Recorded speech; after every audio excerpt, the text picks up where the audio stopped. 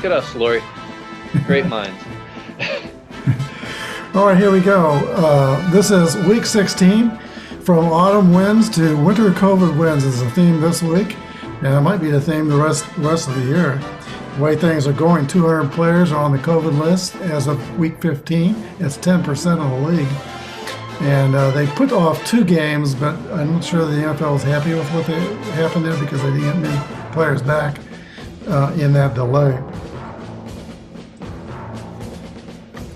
First up, we've got the Tennessee Titans at the San Francisco 49ers.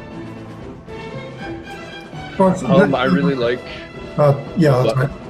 Sorry. Yeah. I really like what the Niners are doing. Isn't it at Titans though?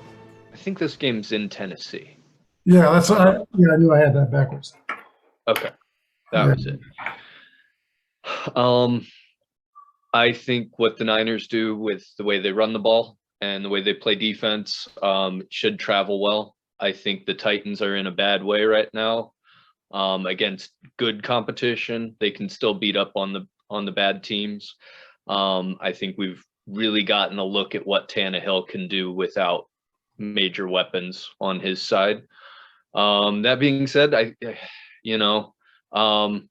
I think the Niners have a few guys out, but I think if they can continue to rely on Kittle and Samuel and Ayuk, and they're getting Mitchell back this week, is that correct? Yeah. Yeah. I will take the Niners in this one. I also have the San Francisco 49ers. They line up Kittle and Ayuk and Deebo Samuel in different places, and that presents problems for defense and really complicates things.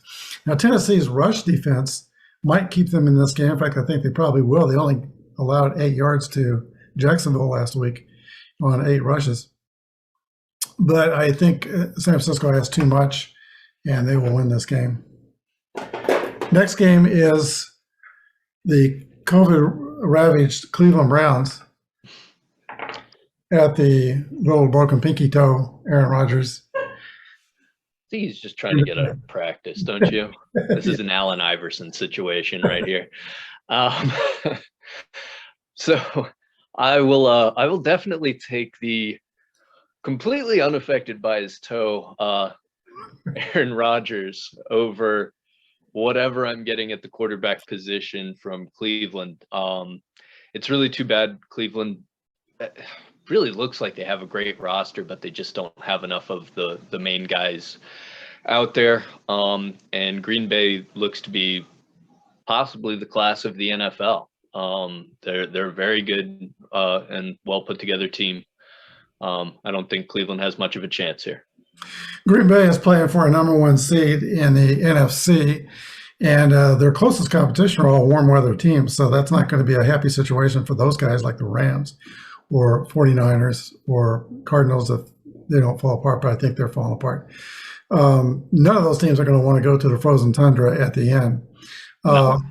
As of this morning, Cleveland still has 21 players on the COVID list, including both quarterbacks.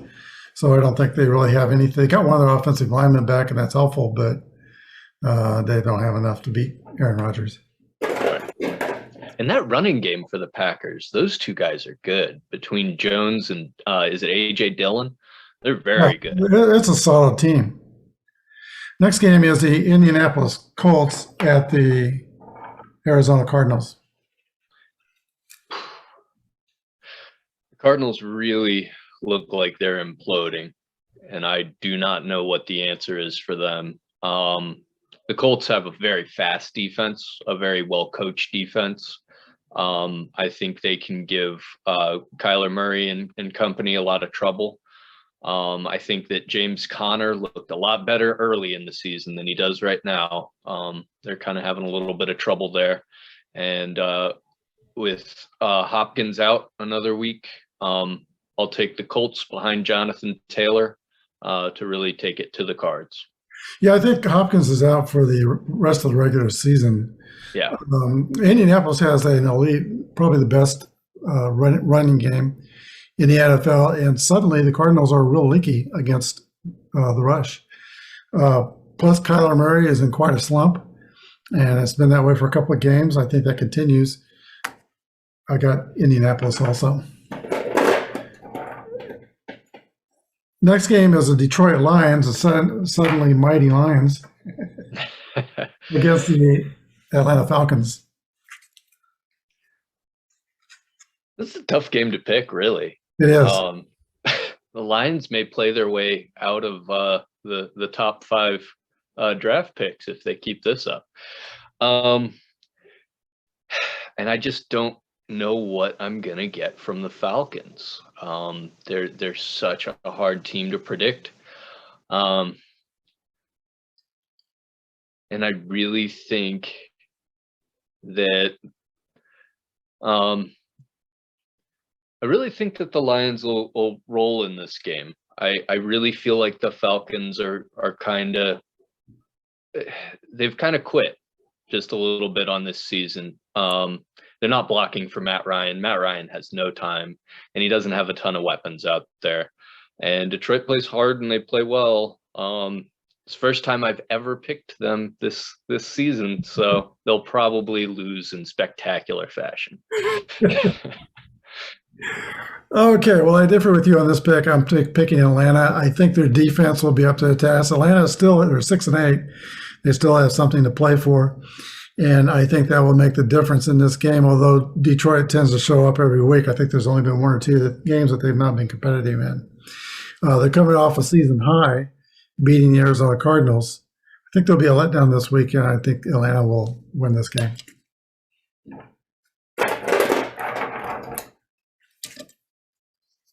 Baltimore Ravens at the Cincinnati Bengals. Wow, that's another tough game to pick, isn't it? That's like a pick 'em game there. Yeah, that's the definition of it. I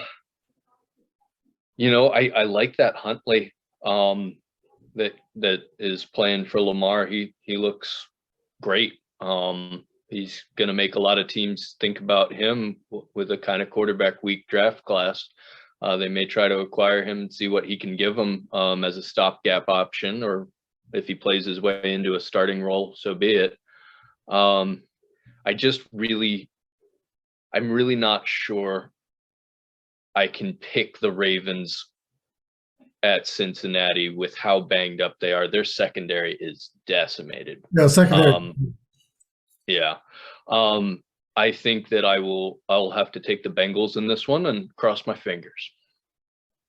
Yeah, I agree with you. Huntley has been about as good as the number 1 guy. But with that depleted secondary, I think Joe Burrow is going to have a field day. Burrow said that you might notice that there's only 2 on the COVID list in Cincinnati, and he said that's because nobody on the team is having any nightlife. They're not going out. They're determined to isolate and stay safe. And I think that's the approach that all these teams need to take, especially the Chiefs. Chiefs have not taken that. Yeah. Might talk about that more later. But Cincinnati, I think they're on a mission, and I don't see Baltimore stopping them this week.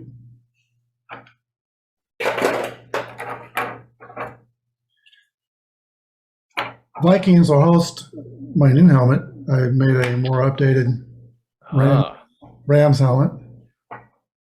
There we go. Okay, so the Vikings, I don't know what to make of that team. I watched Kirk Cousins throw for 87 yards last week. That was one of the worst performances I've seen from him ever. They're a weird team. They may show up this week, but I think the Rams are the better team. So typically that's what I go with, is whomever I think is on a better roll and is the better team. And the Rams are really rolling right now. Yeah, that's what the Vikings, I think they played down to their competition and play up to their competition. They played Chicago last week, and I think some of Chicago was contagious and rubbed off on Minnesota. Yeah, it was like Matt Nagy was putting his stink on them or something. So Minnesota they got players, and I think they'll make this a game, but Cooper Kupp, he's having a historic season. In fact, he's got an outside shot of setting the NFL's single season reception yardage record, taking away Megatron's record. he's got a shot for that. I think he's had like 9 games where he's had 90 yards or more, something like that. Oh, he's incredible. He's oh, had a great year. He is quite the receiver. And then they've also finally developed a bit of a running game. Mm-hmm. So they're balanced. The offensive line is blocking much better than they were earlier or in the middle of the year. So I've got LA as well. I think they're going to beat the Vikings. They're trying to play for a number 1 seed themselves also. Next game is Buffalo at New England. A repeat of that windy game where nobody wanted to pass. Right. So I did like a little bit of what I saw from Buffalo last week. They seem to have picked out Singletary as their feature back. They gave him all but I think 5 of the carries that they handed out, and he played very well. Whether or not that translates against the Patriots is a tough one. Mac Jones had a rookie game last week. He played the way that all the rest of the rookies have been playing this season, and we shouldn't be too surprised, as consistent as he has been. This is kind of a must-win for either team. This is really going to decide a lot of things in the AFC. I like who the Patriots are more than I like who the Bills are. I think the Bills are trying to figure it out too late in the season, and they're too up and down. Okay, I thought you were going to pick Buffalo, whether you started there, but I've also got New England. If anybody needs a bounce back game, Mac Jones would be that guy. It wasn't pretty last week, but I think he can do it. And Buffalo is still just too one-sided for me. They ran the ball a little bit last time, but they still have way too much responsibility on Josh Allen. And it's going to look different than the last game. But I think New England was going to win that one too. Yeah, I agree. Here's another pick'em game. Jacksonville at the. My grandfather used to say whenever a game like this would come on, he'd say, "This is going to be a great game, Dan. Both teams stink." He didn't say stink, but we'll use stink for right now. I like the Jets. What's that? Yeah. So yeah, no, it's going to be a bad game, but I think the Jets are better than the Jaguars. I don't see anything from the Jaguars. I can't believe, I mean, even as rough as this team is, Trevor Lawrence looks bad.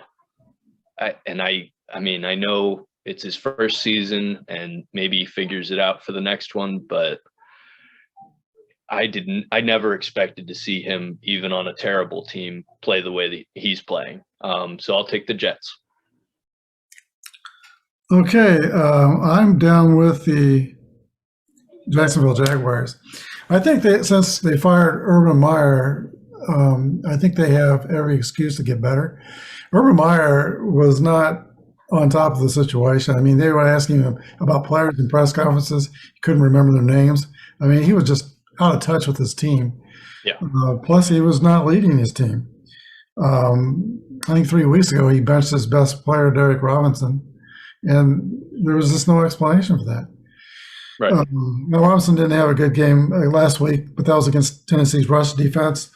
I don't think Trevor Lawrence is going to throw 4 interceptions like he did last week. It could happen, man. It could happen, but I'm looking for something better than 4 interceptions. And if we get that, I've seen New York Jets rush defense, and they can't stop anybody. And, you know, they got a little bit of ability in the secondary, but nothing up front. And so I think Jacksonville's going to take this game in a close one.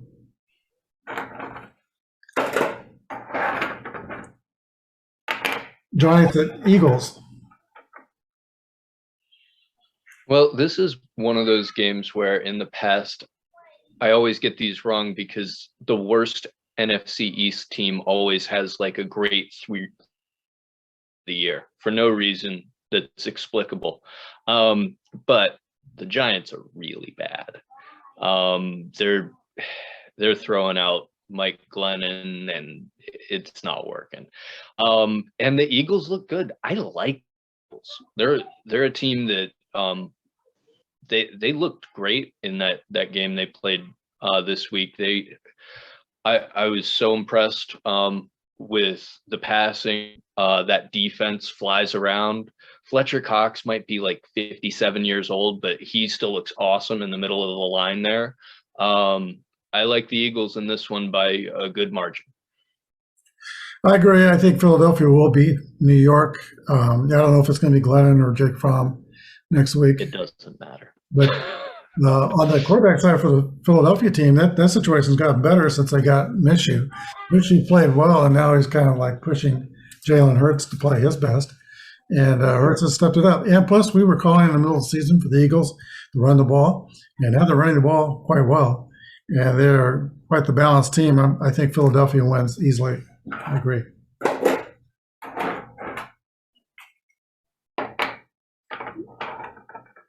All right, Tampa Bay at Carolina. Well, I never expected Tampa to lose like that. Oh, no. It gets shut out. They're panic bringing back Antonio Brown after the coach had made some comments. Bruce Arians had said if he made one more mistake last season, he would be off the team for sure. But without Chris Godwin and Mike Evans, he's back with hat in hand. Yeah, that's amazing how that happens with NFL coaches. But I do think that the Buccaneers will have enough to beat a very, very disappointing Panthers team. They just don't. Their offense is just in the tank. They really don't have any real plan there to get things fixed. And it's hard to get things fixed when you lose your all-pro running back and the quarterback situation devolves into a nightmarish mess where you have to watch Cam Newton throw bounce passes to receivers for, a couple hours. So I'll take Tampa here. Yeah, Cam Newton's, it looks like he's on his last legs. He's still pretty good in the red zone, but I don't know if Carolina's going to get in the red zone against Tampa Bay's defense. Tampa's got some people out, but like you said, Antonio Brown might pick up some slack. Ronald Jones is playing well, even though they don't have Fournette. They signed Le'Veon Bell. I don't see how that's going to help anything. But everybody signs Le'Veon Bell. You have to. It's like a negotiation with the NFL took place, and if you have an injured running back, you have to sign Le'Veon Bell. They call it Le'Veon Bell. And I don't know why. His style was good when he had the Pittsburgh Steelers offensive line, but he takes forever to get to the line of scrimmage and hit the hole. And after he hits the hole, there's not much left after that either. He's got no burst. Yeah. He lost the burst. Yeah. We're both on Tampa Bay. Next game is the Los Angeles Superchargers at the Houston Texans. The very plucky Houston Texans.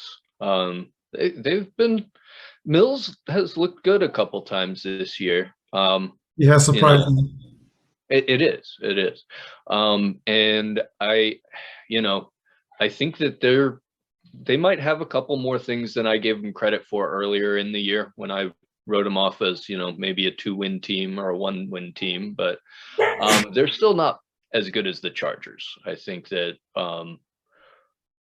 I really like that offense. I think that they're very good. And I think with what they do on the defensive line, they should be able to get to a rookie quarterback.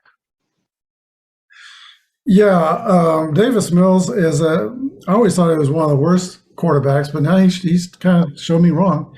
He is playing better. Houston can put up some points, but I think the Chargers, as you say, are just too good of a team. One thing about the Chargers, though, they were gassed at the end of the Chiefs game, and they didn't have anything left. No, the difference was Joey Bosa. You saw him; he just couldn't hang. I think he's on the COVID list now. Yeah, he is. But he was a nightmare for the Chiefs to block early in that game. In fact, they're missing Bosa, and they're still missing Slater. He's on the COVID list. And they're missing the center, Goosenberry. So He's a good player. That's 3 key pieces they're missing, but still, They should be better. they have an elite quarterback and elite receivers. So I'm picking Chargers also. Chicago at Seattle. Take Seattle here. I think they've got a good enough offense to move the ball against the Bears defense, which is still pretty good. And I think that any NFL defense is going to be hard to beat for the Bears.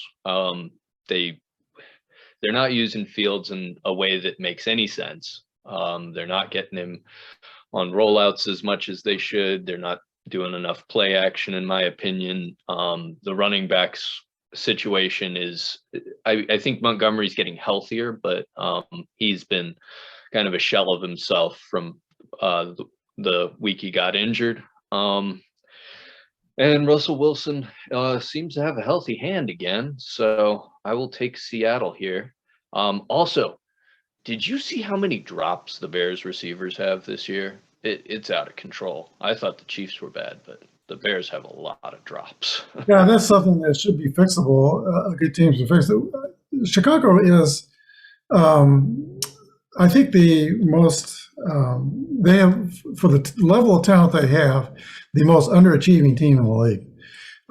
Their coach, I watched him last week, and he spent more time arguing with the referees than coaching his players or thinking about what was going on in the game. I mean, he was on the referees all game long.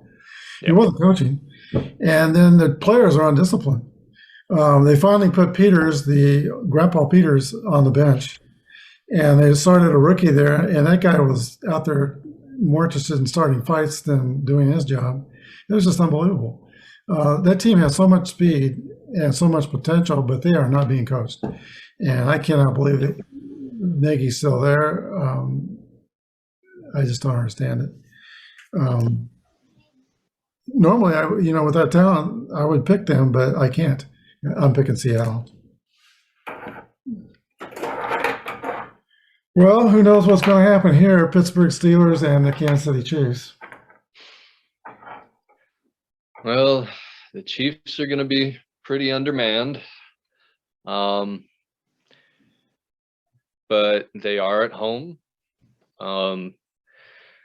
Pittsburgh has a decent defense if all their guys show up, so that's a concern there. I think Najee Harris was worth a first-round pick. That guy plays harder than any running back in the league. I think if he was behind the Colts offensive line, I would expect him to have a similar season to their running back, Jonathan Taylor. That being said, I think the Chiefs are motivated enough to really get by this Steelers team that's had a couple of good bounces in recent weeks. So I will take the Chiefs in this one. Pittsburgh has turned their season around. Tomlin has dealt with some issues on the team, and they're finishing well. Mm-hmm. Kansas City's had 17 players at the COVID list the last two weeks. It is a hot spot for COVID in the league, along with Cleveland. They did get Willie Gay back at practice today and Josh Gordon back at practice today. The only one that we know for sure that is unvaccinated is the kicker. They won't be getting him back because he's out because of the protocols. So they hired another kicker. I think his name is Fry. And also getting Ladarius Sneed back from the tragedy that caused his loss of last week. It'd be good to see him back. That was sad. Other than that, the other two corners are out. Chris Jones is not back. Tyreek Hill's out. So is the tight end coming off his career game. But I think the Chiefs are kind of hopeful that maybe they might get some of those back. I think if we get Chris Jones back, who missed last week, and if we get either Hill or Travis Kelce back, I think we can. Yeah, I think we can win this game. So I'm picking Kansas City just because my fingers are crossed that they will be back. If they're not back, I don't see us winning this game. No. Well, that being said, a couple of weeks ago, Mahomes said that, when the COVID started hitting Cleveland, he said the players need to make individual decisions to follow the protocols, isolate how bad do they want to go to the Super Bowl. Sure. And unlike what Cincinnati's done, I think Kansas City has not turned up the protocols. Guys like Travis Kelce and Tyreek Hill, they're huge extroverts. Yeah. Kelsey lives up the street in Two Lights. Oh, yeah. And we know some people. We went in there one time, and they really sell themselves on getting the people together and the opportunities they have in that building to get together. It was designed that way. And we know, my wife knows somebody who goes in that building quite a bit, and he's seen Kelsey quite a bit in the building. So he knows that Kelsey is very social, and he's with his neighbors and stuff. Apparently, they've not made that decision, and Omicron has come and snuck up on them quick, and here's where we're at. Chiefs have not secured even the playoffs yet, even though they're the number one seed in the AFC. If we don't get these guys back and we lose the last 3 games, there's a chance we don't even go to the playoffs. Yeah. Not a good chance, but there's a chance. No. We're missing both corners, so we got to have Snead out there. But getting Gay back is very big. I thought Kitchens played a good game last week. Mm-hmm. And of course, Nick Bolton had a fantastic game, but he's on the list. Yeah. But I think Gay can do some of the things that Bolton did. I think Gay's a more complete linebacker than Bolton in a lot of ways, but they're both very good. Yeah. I'm picking Kansas City. Oof. Next game is Denver at the Las Vegas Raiders. It's Drew Lock this week, right? Yeah. Yeah. Right. But it's not like the past where they relied on Locke. They're relying on that running game now. So yeah, maybe Locke could be a fantastic complementary piece. Yeah. So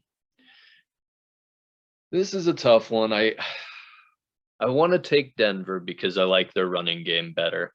And I know that Carr is a better quarterback than Drew Lock by a good margin. The Raiders receivers, they're not gonna scare anybody really. I think Denver has the better defense, and they should be able to run the ball on the Raiders. Give me the Broncos in this one. Yeah, I'm also picking Denver. Las Vegas, Derek Carr he's the real deal. I mean, he can play. Yeah. And he single-handedly took down the depleted Cleveland team winning. He can do the 2-minute drill. He was really good at the end of games. But the team in general is a mess. And, Cleveland shows up with half a team and still almost beat the Vegas team. Yeah. So right now, Denver is a whole team. They only have 3 on the COVID list. Pittsburgh, by the way, only has 2 on the COVID list. So Broncos are going to be coming with all they've got, and Vegas won't be able to handle that. I'm picking Denver. The next game is Washington at the Cowboys. I guess I should be offended that this is a marquee game when it's in Dallas, but isn't a marquee game when it's in Washington. But no surprise there with all the upgrades that Washington has done to their facilities and to enhance fan experience there at FedEx Field over the years. Well, they're really trying to keep up with the Cowboys. Yeah. Did you hear that they have actually stolen Dallas's idea to bring benches with them? Because their benches don't, like at Washington, their benches don't work. So Washington is now going to fly their own bench into Dallas's stadium. just for kicks. I have no idea why. So it's Well, that shouldn't be a designed. problem. Yeah, it's not. So I've got the Cowboys here. Their defense is fantastic.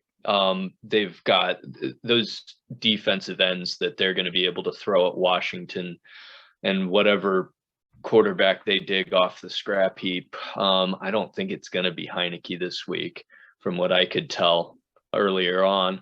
And they force a lot of turnovers. The linebackers fly around, and I would not want to throw to Trayvon Diggs' side of the field at all for the rest of the season. He's a monster with 10 picks on the year. I'll take Dallas, even though they're pretty rough on offense. Dallas has fixed their defense. It's an overwhelming defense. Heineke's out, so it'll be Gilbert, and he's not ready. Bad last week. He's not ready for really bad competition. They're going to have to rely on Gibson. And Gibson's good, but he can't carry the team, so I'm picking Dallas. And the last game is the Miami Dolphins at the New Orleans Saints. Well, this is a tough game in some ways. The Dolphins have been on a good run. They've beaten some teams. They've looked good. They have an idea of what they want to do on offense now. And Tua's been okay. Their defense is playing a lot better. But I think they're walking into a little bit of a buzzsaw with the Saints defense that is playing as well as any unit on that side of the ball in the league right now, coming off a big win. As long as, they can, the Saints can kind of move the ball, use Kamara, play the field position game, I think they should be able to beat the Dolphins.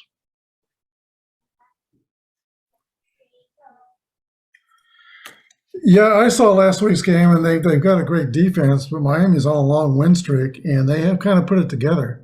Mm-hmm. I don't see Taysom Hill has been disappointing throwing the ball. I thought he'd be a little better than what he's been. He's been awful. He can run, and they got Kamara back, but I just couldn't pull the trigger with New Orleans. This is a pick'em game to me. But I am picking Miami to beat New Orleans. There you go. A few hours ago, a couple more coaches hit the COVID list. Saleh of the Jets is on the COVID list. Whenever I watch the highlights of the Jets games, he looks so surprised whenever they do something right or good in those highlights. He's got to hide that on his face. He always looks like whenever anything good happens. I can't remember who the other coach was. Sirianni of Philadelphia. He just went on the COVID list a few hours ago. So Philadelphia will be at their coach too. Well, it's going to be hard to pick these games. Justin has already given me his picks. He differs in the Atlantic from you. In the Atlanta-Detroit game, he's picking Atlanta. And he likes Atlanta a lot. He's picking Chicago, and he's picking Vegas over Denver. Interesting. And he's Miami over New Orleans, so you got a chance to make up some ground. Or go really far down, one or the other. Last week we were all 10-6. We were all tied, and I'm still 3 games overall behind Justin. Justin's at 136-72. I'm at 133-69, and you're 127-81. You can gain ground on both of us, because we differ in a few places as well. Excellent. Well, it'll be a fun week to watch football. Yeah, Dan, thanks for joining us, and enjoy your family being with you out there in Garden City. And we had a great time with you guys last weekend. It was really good to get to celebrate Christmas with you. All right, have a good weekend. All right. Bye. Thanks, Brian. Say hello to Kevin and Cecily too. Will do.